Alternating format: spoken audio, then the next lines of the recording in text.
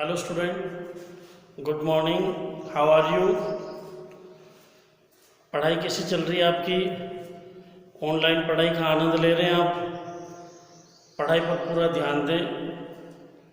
अगर आपको अपना कैरियर बनाना है, भविष्य उज्जवल बनाना है, ऊंचाइयों को छूना है, तो आप निरंतर अध्ययन की ओर अग्रसर हों।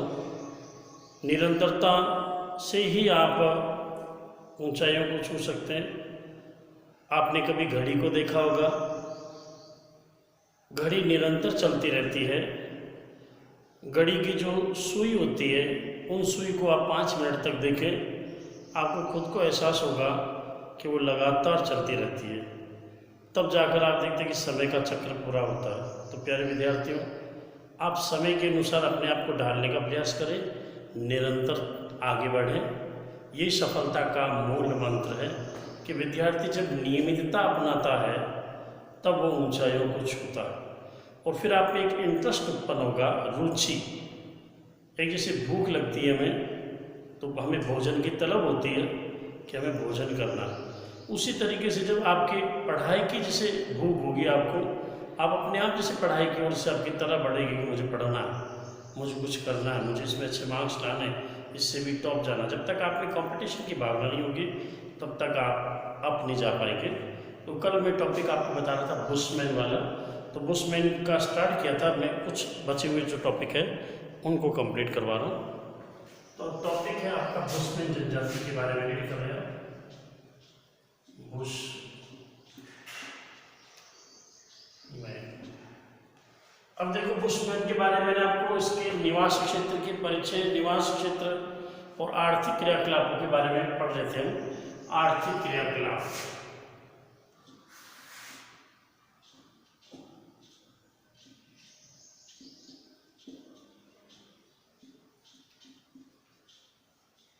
इस आर्थिक क्रियाकलाप में सबसे पहले आपने पढ़ा था आखिट के बारे में।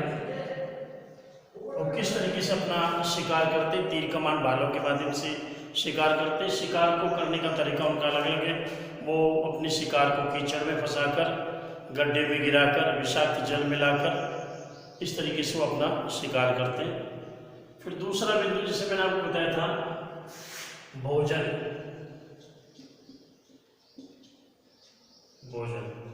भोजन में मैंने आपको बताया था कि बुशमैन जनजाति सर्वभक्षी होती है, सभी को खा लेती है। ये पेटू होते हैं, अर्थात ज़्यादा भोजन करते हैं। एक समय में आधी से ज़्यादा भेड़ खा जाते हैं ये।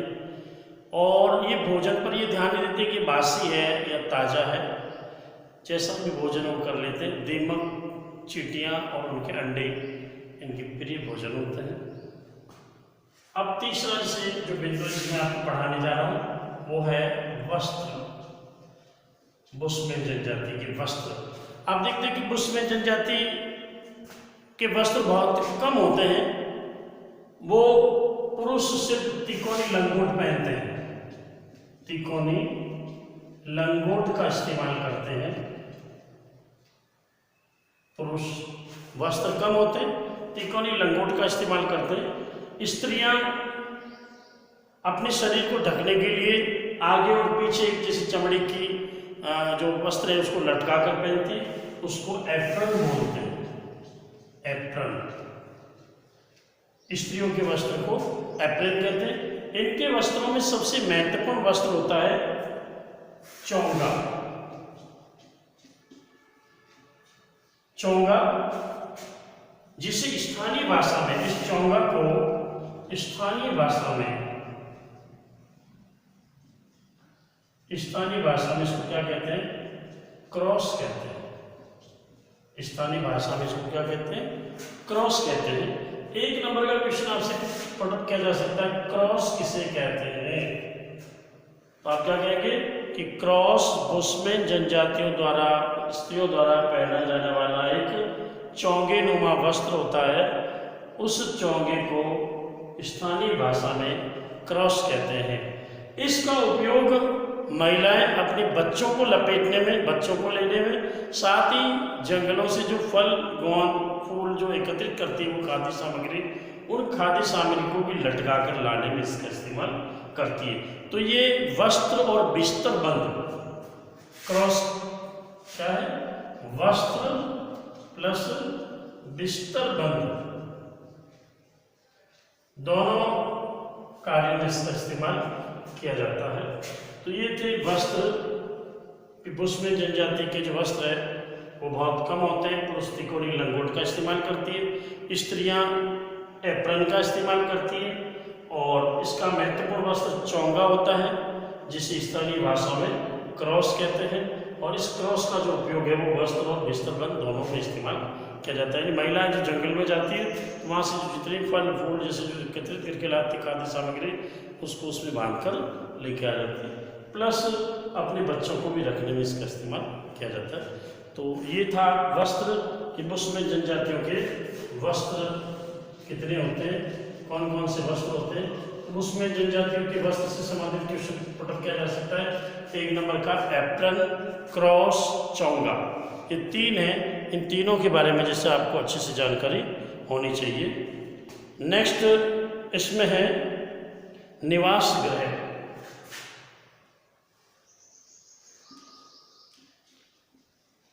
निवास गृह, निवास गृह का मतलब जहां ये रहते हैं उसे निवास गृह कहते हैं। तो ये गुफाओं में रहते हैं। कहाँ रहते हैं? गुफाओं में, चट्टानों पर, और लकड़ी घास फूस की जैसी जो झोपड़ियां हैं उस झोपड़ियों को बनाकर रहते हैं, लकड़ी और घास फूस की। और शुतुरमुर्ग की जैसी जो हड्डियां हैं उन हड्डियों का इस्तेमाल करके, घास फूस इस्तेमाल करके, लकड़ी इस्तेमाल करके वो लोग गुफाओं का निर्माण, उसका आवास का निर्माण करते। तो इनके जैसे जो अल्पकालीन गांव होते हैं बुशमैन के, अल्पकालीन गांव होते हैं उसको वेर्फ बोलते हैं। क्या कहा जाता है? वेर्फ कहा जाता है। ये भी 1 नंबर का क्वेश्चन आपसे पुटअप किया जा सकता है कि वेर्फ किसे कहते हैं, किस जनजाति से संबंधित है। तो बुशमैन जनजाति के अल्पकालीन गांव को वेर्फ कहते हैं। इसमें 8 से 10 झोपड़ियां होती हैं, 8 से 10 झोपड़ी होती है या झोपड़ियां होती है। क्लियर हो गया? यानी निवास गृह ये गुफाओं में निवास करते हैं, चट्टानों पे निवास करते हैं, या जैसे लकड़ी, हड्डी और घास इस फूस से अपने आवास का निर्माण करते हैं। ऐसे इस तरीके से छप्पर नुमा जैसे ये लोग आवास का निर्माण करते हैं, घास फूस से निर्मित होता है ये इनके ऐसे आवास होते हैं। और 8 से 10 झोपड़ियां होती हैं, उनको क्या कहते हैं? वेर्फ कहते हैं। तो बुशमैन जनजाति के अल्पकालीन गांव जिसमें 8 से 10 झोपड़ियां होती हैं उसे क्या कहते हैं? वेर्फ कहते हैं। तो ये इसका था निवास गृह के बुशमैन जैसे लोग हैं वो कहाँ रहते हैं? झोपड़ी बनाकर रहते हैं, घास फूस की झोपड़ियों में रहते हैं और चट्टानों में निवास करते हैं, गुफाओं में। ये चट्टानों पर पेंटिंग करने का कार्य भी करते हैं, जिसको कहते हैं रॉक पेंटिंग। तो ये बुशमैन जनजाति चट्टानों पर क्या करती है? पेंटिंग का कार्य भी करती है। तो ये था इनका निवास गृह। अब है औजार और बर्तन। इन बुशमैन जनजाति के औजार और बर्तन क्या होते हैं? तो इनके औजार और बर्तन बहुत कम होते हैं, बर्तन कम होते हैं।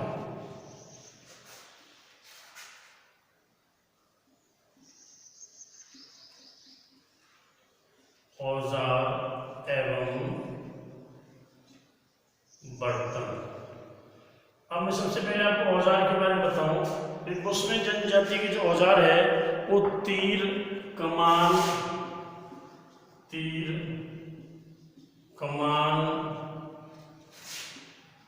भाला,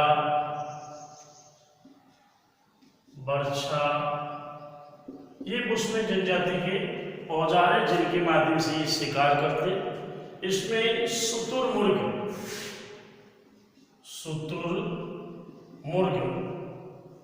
इसका जो अंडा होता है वो सबसे बड़ा अंडा होता है शुतुरमुर्ग का। और इस अंडे जब इसकी खोल टूटती है उस टूटने की यदि खोल को इसमें एक तो जल भरने के लिए इस्तेमाल किया जाता है, प्लस इससे क्या बनाते हैं, आभूषण का भी निर्माण किया जाता है। इस शुतुरमुर्ग की जैसे जो हड्डियां हैं, उस हड्डियों को घिसकर तीर के आगे वाले जो कमान है तीर में, उसमें इस्तेमाल किया जाता है ताकि शुतुरमुर्ग इसका शिकार कर सके। ये 60 मीटर जैसे दूर स्थित पशु पक्षी का भी क्या कर लेते, शिकार कर लेते। तो औजार इनमें तीर, कमान, भाला और बर्छा होता है। बर्तन, इनके बर्तन बहुत कम होते हैं, इसलिए ये एक स्थान से दूसरे स्थान पर आसानी से विचरण कर लेते हैं। कम परिवार और कम बर्तन होते हैं, इसलिए इन्हें एक स्थान से दूसरे स्थान पर गमन करने में सुविधा रहती है। तो ये थे इनके औजार और बर्तन। नेक्स्ट से बिंदु है समाज एवं संस्कृति।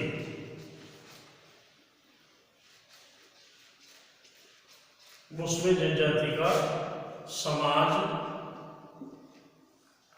एवं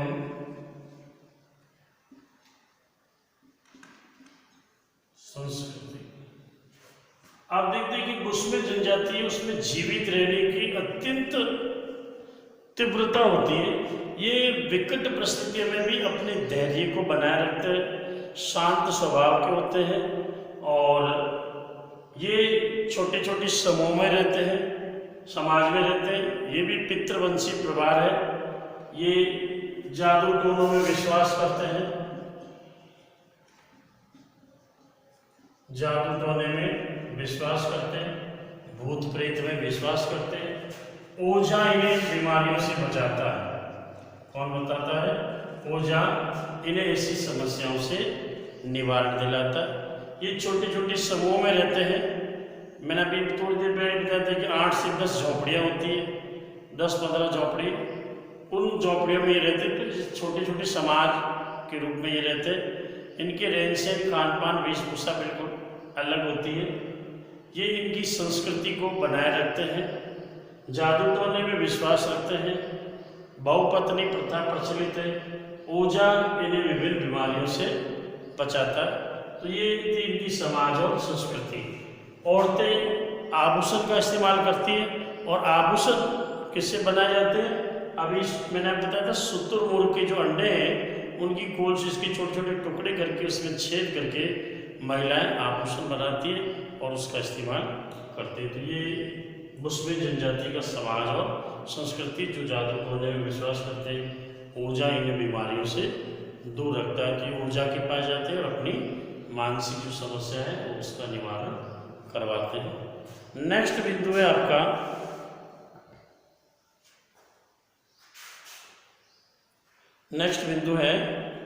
वातावरण समायोजन।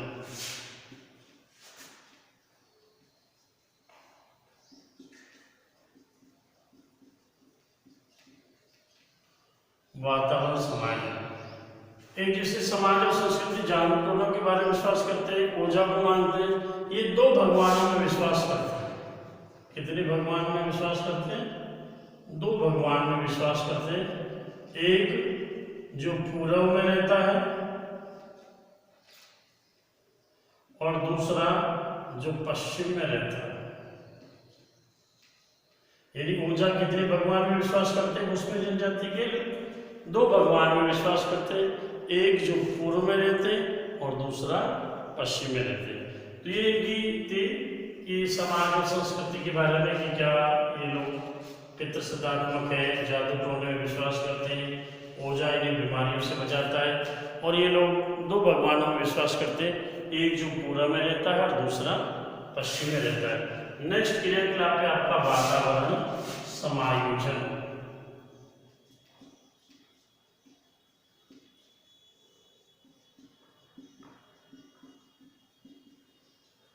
वातावरण समायोजन में आप देखते हैं कि ये जनजाति अफ्रीका के मरुस्थलीय क्षेत्रों में रहती है, तो स्वाभाविक है कि यहाँ टेम्परेचर बहुत अधिक होता है। तो इस इतनी उष्ण जलवायु वाले क्षेत्र में भी ये अपने आप को समायोजित करती है, अर्थात इनमें जीवित रहने की जिज्ञासा, इच्छा सबसे ज़्यादा होती है। यानी ये लोग अपने आप को वातावरण के साथ में समायोजित कर लेते हैं। ये घास फूस जो भी लकड़ी उस क्षेत्र में मिलती है उन घास फूस वाले से ही अपने आवासों का निर्माण कर लेते हैं। नेक्स्ट बिंदु है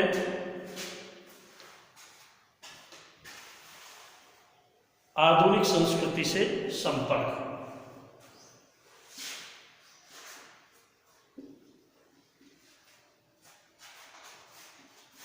आधुनिक संस्कृति से संपर्क। वातावरण समाज क्लियर हो गया आपको? ये अपने आप को वातावरण के साथ एडजस्ट करने। सबसे इनकी मूल बात है कि ये कठोर जलवायु में जहाँ टेम्परेचर बहुत ज़्यादा है, पानी की कमी है, ऐसे क्षेत्रों में पेड़ पौधों का अभाव है, धूल भरी आंधियाँ चलती है, ऐसे क्षेत्र में भी ये जीवित रहने की इसमें चेतना पाई जाती है, शक्तिशाली चेतना पाई जाती है। ये अपने आप को पॉजिटिव सोचते हुए, सकारात्मक सोचते और अपने परिवार के साथ में रहते हैं, छोटे समूह में रहते हैं। और दूसरा मैंने आपको बताया था कि ये आवासों का निर्माण करते हैं, उस क्षेत्र में जो जैसे वस्तुएं प्राप्त होती है उसी से ये वातावरण समाजन करते हैं। दूसरी सबसे बड़ी बात इनमें क्या होती है कि ये लोग शिकार करते हैं, तो शिकार करते समय भी छोटे जीव जंतुओं पर दया करते हैं। ये छोटे जीव जंतुओं को उनको मारना नहीं है, और छोटे जीव जंतुओं के साथ में मादा जैसे जो पशु होता है वो मादा पशु का शिकार नहीं करते, जहाँ तक जैसे ये इसमें जानकारी रखते हैं। और दूसरी वातावरण समाज में कि जैसे अकाल पड़ जाता है तो अकाल पड़ने पर बुशमैन जनजाति की जो स्त्रियां हैं वो गर्भ धारण करना बंद कर लेती है। भी ऐसी परिस्थितियों में, यानी विकट परिस्थितियों में वो अपने आप को समायोजन करने का प्रयास करती है। नेक्स्ट और लास्ट बिंदु है आधुनिक संस्कृति से संपर्क। तो आप देखते हैं कि आधुनिक संस्कृति से जो संपर्क है उसमें आप हर जनजाति के बारे में जैसे एक ही बार बार वो चीज़ रिपीट होती है कि ये लोग सभ्य समाज के संपर्क में आ रहे हैं, और जब सभ्य समाज के संपर्क में आ रहे हैं तो स्वाभाविक है कि उनके रहन सहन, खान पान, वेशभूषा में बदलाव आ रहा है। ये लोग जैसे जंगली क्षेत्रों से जो फल फूल गोंद एकत्रित करते हैं उनको वो लोग व्यापार की गतिविधियों को अंजाम देते हैं। व्यापार जैसे जंगल से शहद लेके आ गए, फल लेके आए, जड़ी बूटियाँ लाए और निकटवर्ती बाजार में जाकर ये लोग बेच देते और बेचकर वो अपनी अन्य आवश्यकताओं की पूर्ति करते। तो इसमें व्यापारिक क्रियाओं का रुझान इनमें बढ़ा है और शिकार की तरफ इनका ध्यान धीरे धीरे धीरे कम होता जा रहा है। दूसरी बात आप देखते हैं जब इस सभ्य समाज के संपर्क में आते हैं तो शिक्षा का इनमें स्तर बढ़ता जा रहा है, प्लस उनको रोजगार मिल जाता है और रोजगार मिलने के कारण उनकी आय में वृद्धि हो जाती है। तो धीरे धीरे धीरे धीरे इनमें पूरी तरीके से क्या आता रहा है, बदलाव आ रहा है। और कुछ समय ऐसा आएगा तब ये जो जनजातियां हैं वो पूरी तरीके से लुप्त प्राय हो जाएगी और हम सिर्फ इतिहास के रूप में इन्हें पढ़ेंगे कि ऐसी जनजाति होती थी और वो इस प्रकार का उनका वातावरण था। तो बुशमैन जनजाति के बारे में जैसे आपका टॉपिक कंप्लीट हुआ। आज मैंने आपको बुशमैन जनजाति के बारे में जैसे वस्त्र से लेकर ये क्रियाकलाप बताए थे। तो बुशमैन जनजाति से संबंधित भी जैसे बड़ा अगर क्वेश्चन पूछा जाता है तो एस्किमो पढ़ा ली मैंने आपको, बुशमैन जनजाति से भी 4 नंबर का क्वेश्चन बन सकता है। और या फिर इनमें से छोटे छोटे जो प्रश्न हैं जो मैंने आपको बताए थे कि एप्रन क्या है, चोंगा क्या है, क्रॉस क्या है, बुशमैन की जैसे शिकार करने की विधियां कौन सी है, बुशमैन का वातावरण के साथ में समायोजन किस प्रकार है, बुशमैन का समाज और संस्कृति क्या है, या बुशमैन के निवास क्षेत्र के बारे में बताइए। तो ये छोटे छोटे जो क्वेश्चन बनते हैं उन क्वेश्चनों को आप रिपीट करें और पढ़ाई की तरफ आप पूरा फोकस दें। वीडियो को लाइक करें, सब्सक्राइब करें। थैंक्स।